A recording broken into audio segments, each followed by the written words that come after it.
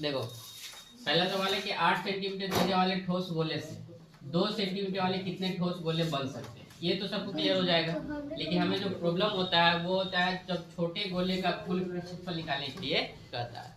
इसमें 2 पॉइंट होते हैं। सबसे पहले हम लोग क्या लिखेंगे, गोले की संख्या क्या लिखेंगे, और कभी भी किसी भी जो हमें क्वेश्चन आता है चाहे बेलन चाहे शंकु में, अगर हमको संख्या ज्ञात करना हो तो जो बड़ा आकृति होता है उसके आयतन को छोटे आकृति के आयतन से क्या करते हैं, भाग करते हैं। ये मेन पॉइंट होता है। तो हम लोग यहाँ पे गोला का आयतन का फॉर्मूला क्या लिखेंगे, 4/3 पाई आर क्यूब, और नीचे भी वही लिखेंगे 4/3 पाई आर क्यूब। फिर यहाँ कंफ्यूजन ये होगा, ये दोनों सेम है तो दोनों सेम फॉर्मूला सेम है, बट दोनों का त्रिज्या क्या है, अलग अलग है। कौन सा, एक का त्रिज्या 8 सेंटीमीटर और एक का त्रिज्या 2 सेंटीमीटर। तो ऊपर वाले त्रिज्या में हम लोग 8 का क्यूब करेंगे और नीचे वाले में कितना क्यूब करेंगे, 2 का क्यूब। तो 8 का क्यूब का मतलब हुआ 8 गुने 8 गुने 8, और इसको 2 गुने 2 गुने सबको कटा दो, 2 चौका फिर 2 चौका और फिर 2 चौका, अब गुना करो 4 चौका 16 चौका 64। तो कितने गोले बना सकते हैं, तो 64 गोले। ये तो सही है, जब संख्या पूछेगा तो आंसर मार देंगे 64,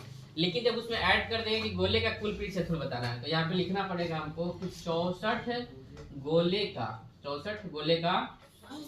पूर्ण पृष्ठ क्षेत्रफल। क्या लिखना पड़ेगा, पूर्ण पृष्ठ, जो कि होता है 64 गुना 4 पाई r स्क्वायर। मतलब एक का नहीं निकला है, कितने का निकालना है, 64 का, और 64 में ये फॉर्मूला जोड़ दिए, गुना कर दिए इसे। तो यहाँ पे लिखेंगे 64 गुना 4 का 4 रहने देंगे, पाई को पाई रहने देंगे, और r के जगह पे तो छोटा वाला ना है तो कितना है, 2 है, तो 2 कर देंगे, 2 का स्क्वायर कर देंगे यहाँ पे, तो 2 दूना कितना हो जाएगा 4, और 4 चौका और 16 में कितना से गुना करना है, 64 से। तो 64 से 16 में गुना करना तो 16 चौका 64 और 16 छक 96।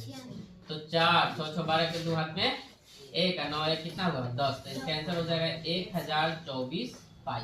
ये आंसर हमारा हो जाएगा। ठीक है, ध्यान रखना गोला का पूर्ण पृष्ठ का है चाहे पृष्ठ क्षेत्रफल का है, सूत्र होता है 4 पाई आर स्क्वायर। क्या होता है, जो कि ऊपर यहाँ बताया गया है, ठीक है ना। और अर्धगोला में पृष्ठ क्षेत्रफल का है तो 2 पाई आर स्क्वायर होता है, और पूर्ण पृष्ठ का होता है तो 3 पाई आर स्क्वायर होता है। ये भी हमें ध्यान में रखना है। ठीक है, नोट करो जब कोई